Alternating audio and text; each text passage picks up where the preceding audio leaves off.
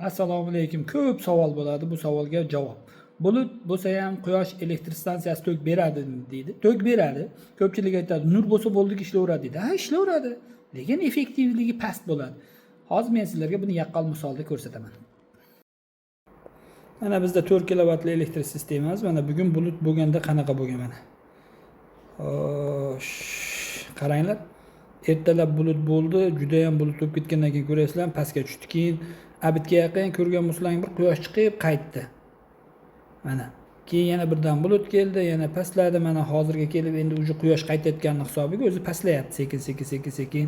O'zi asli 4 kilovatligim примерно mana shu yergacha chiqardi. 3.6 beradi 4 kilovatligim. Bu degani 4 kilovatni 4 kilovatni 0.8 ga ko'paytirganimizda 3.2 lar beradi degani. Bu men uchun juda zo'r pik degani. Chunki yaxshi beradi degan. Afsuski bulut bo'lganligini hisobiga shunaqa bir holat yuz bergan. Mana keyin kecha ham bulut bo'lgan, hozir ko'rsataman buni. Ko'ryapsizlar? Tepaga ko'tarilayotgan paytida bulut bo'ldi bizda kunduzi, ertalabga yaqin, keyin bitta bulut qaytdi, yana bulut paydo bo'ldi. Bu ham xuddi shunga yaqqol misol.